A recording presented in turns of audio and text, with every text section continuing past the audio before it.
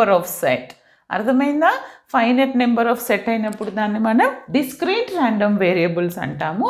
ఇంకొకటి ఏంటంటే మనకి డిస్క్రీట్ ర్యాండమ్ వేరియబుల్స్ని బేస్ చేసుకొని చాలా అప్లికేషన్స్ వస్తాయి. ఏంటి మనకి బైనామియల్ డిస్ట్రిబ్యూషన్, పాయిజన్ డిస్ట్రిబ్యూషన్ వస్తుంది. ఈ కంటిన్యూస్ ఇక్కడికి వచ్చేసి మనకి నార్మల్ డిస్ట్రిబ్యూషన్, ఎక్స్పోనెన్షియల్ డిస్ట్రిబ్యూషన్స్ ఇవన్నీ కంటిన్యూస్లో వస్తాయి. ఆ డిఫరెంట్ నెక్స్ట్ చాప్టర్లో ఎలా చేయాలి, ఏంటి, ఎలా అప్లికేషన్స్ ఎలా యూజ్ చేయాలి, దానికి డిఫరెన్స్ ఏంటో నేను చెప్తాను. ఫర్ ఎగ్జాంపుల్ ఇక్కడే తీసుకున్నామ్మా, నేను ఇప్పుడు ఈ ప్రాబ్లం తీసుకుంటున్నాను. ఈ ప్రాబ్లంకి నేను ఏం చేస్తున్నానంటే I going to right here X is a random variable, P of X is the probability distribution function.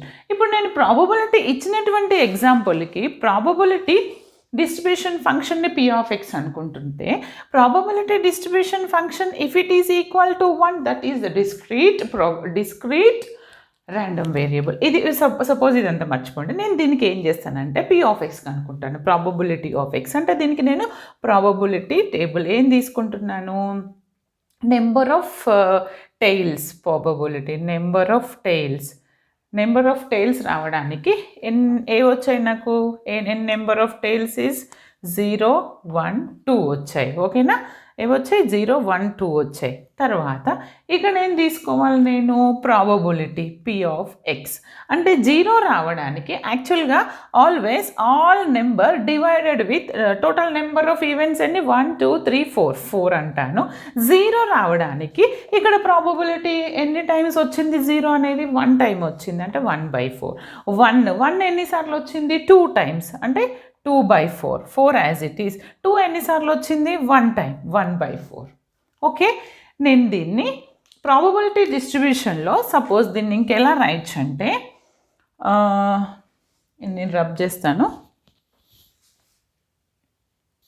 చూడండి. డిస్క్రీట్ ప్రాబబిలిటీలో డిస్ట్రిబ్యూషన్ ఫంక్షన్ నేను P of X is equal to 1 అంటాను. ఎలా అంటే అది అప్పుడే మనం చేసింది కరెక్ట్ అవుతుంది.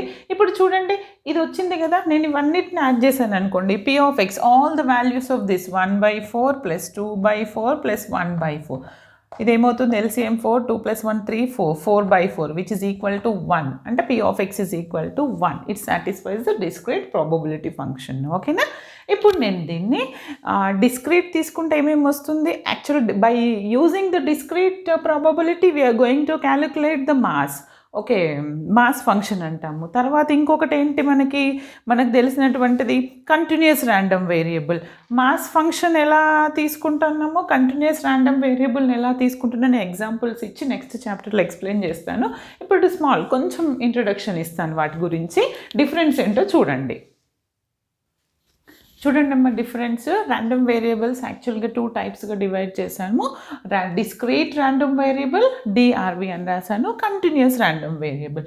Discrete random variable it is denoted with probability of the function which it should be greater than or equal to 0 and the probability of that function it is equal to 1 అవుతుంది. summation of that probability which is equal to 1 అవుతుంది. by using this we are going to calculate the mean and the function, the formula is summation x is equal to summation x p of x.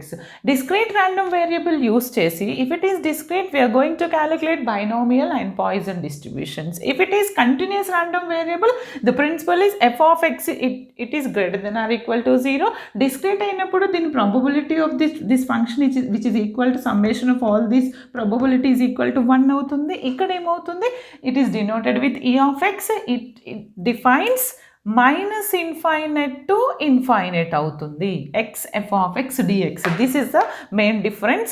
And ఈ continuous random variable అయితే మనం ఏం కనుక్కుంటాం, exponential distributions, normal distribution, uniform. Continuous random వేరియబుల్ని ఎక్కడెక్కడ వాడతాం, exponential, normal and uniform.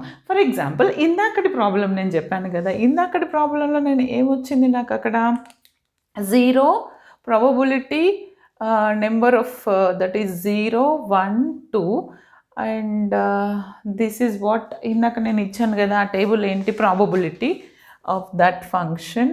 0 వచ్చే possibilities ఎన్ని ఉన్నాయి నాకు ఇందాక 1/4, 1 2/4, 2 1/4 వచ్చింది. అవునా? ఫర్ ఎగ్జాంపుల్ ఈ టేబుల్కి నేను గ్రాఫ్ వేస్తే ఏమవుతుందంటే నెంబర్ ఆఫ్ టైల్స్ వచ్చేది 0 ఎంత 1/4 అంటే ఈ పాయింట్. నెక్స్ట్ 1